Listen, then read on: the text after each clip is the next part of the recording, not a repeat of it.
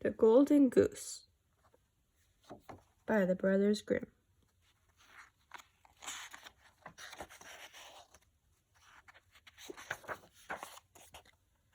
Once upon a time, a man had 3 sons. The youngest was called Simpleton, and everyone always made fun of him. One day, the oldest son went into the forest to cut firewood. He took with him a sweet cake and a bottle of cider. Soon, he came to a little old man who said, "Give me some of your cake and cider, for I am hungry and thirsty."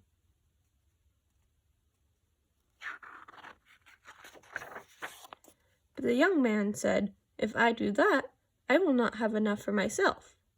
Then he set to work chopping down a tree. Before long, he accidentally cut his arm and had to go home. Now, this was not really an accident at all. It had been caused by the little old man. Next, the second son went into the forest to cut wood, taking with him a sweet cake and a bottle of cider. Before he had gone very far, he came across the same little old man. The man asked for something to eat and drink, but the boy replied, "What? And have less for myself? Get out of my way." Then he went to work chopping down a tree. Before long, he cut his leg and had to go back home.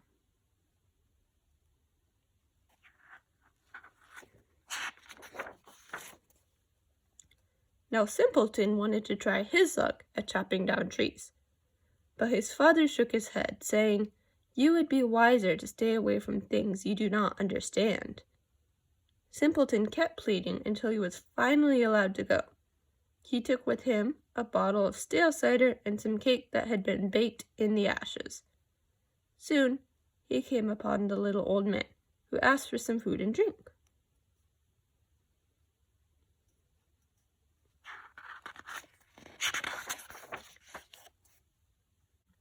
The boy replied, "I have only some cake that was baked in the ashes and a bottle of stale cider, but I will share them with you."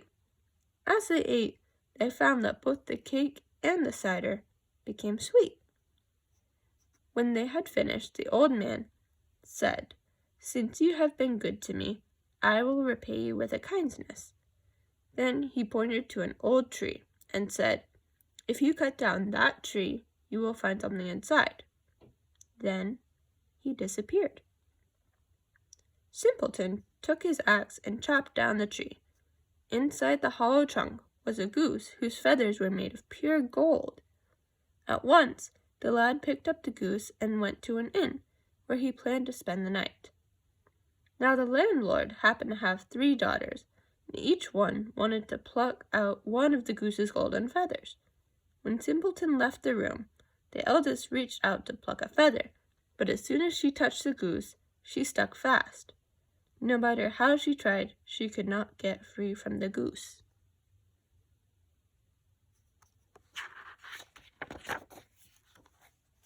In the morning, Simpleton picked up the goose and walked off. He paid no attention to the 3 girls, who could do nothing but run behind him. Soon they passed the parson, who cried, "Why are you running after that boy?" He took the youngest girl by the hand, meaning to stop her, but as soon as he touched her, he was stuck fast.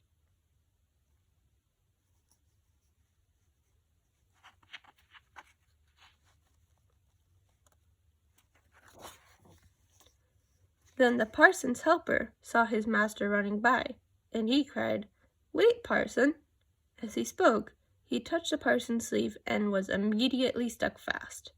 They continued along until they passed 2 farmers. "Help, help!" cried the parson's helper. But as the farmers reached out to help, they stuck to him. Now there were 7 people following behind Simpleton and the Golden Goose. Soon they came to the town where the king lived.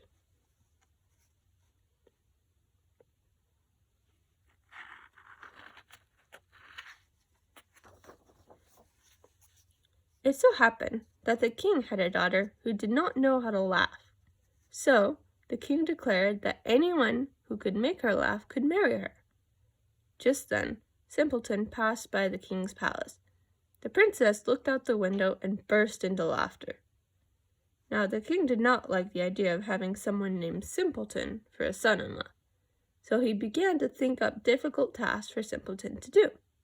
"Before you marry my daughter," he said, "you must bring me a man who can drink all the cider in my cellar."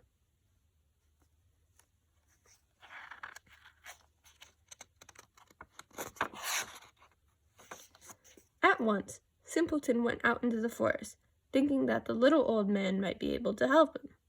When he came to the tree that he had cut down, he saw a man who looked very sad. The man said, "I am sad because I can never quench my thirst. I just drank a barrel of cider, but now I am more thirsty than ever."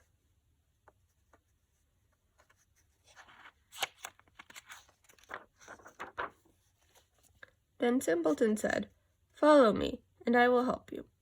And he led him to the king's cellar, where the thirsty man drank barrel after barrel of the king's cider. By the time the sun had set, the cellar was empty.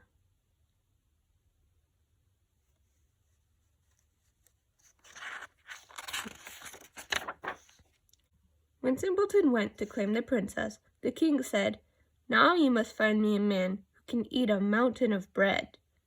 Again, Simpleton went into the forest. When he came to the tree that he had cut down, he found a man who was tightening his belt and moaning, "Woe is me, I am so hungry that I will never be full.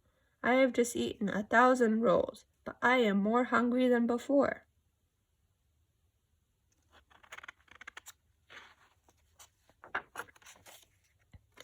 "Follow me," said Simpleton. "I will help you." Then he took the man to the king's palace. The king had ordered all the bread in the kingdom to be piled into a huge mountain. The hungry man sat down to eat, and before the sun had set, the mountain of bread was gone.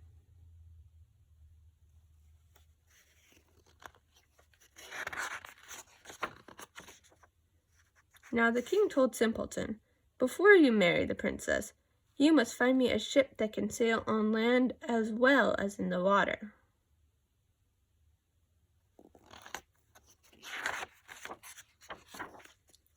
Once more, Simpleton went into the forest. This time, when he came to the tree that he had cut down, he found the little old man sitting on the tree stump. The little old man said, "I have drunk all the king's cider for you, and I have eaten a mountain of bread for you. Now I will give you the ship that you seek, because you were once kind to me." And that is just what he did.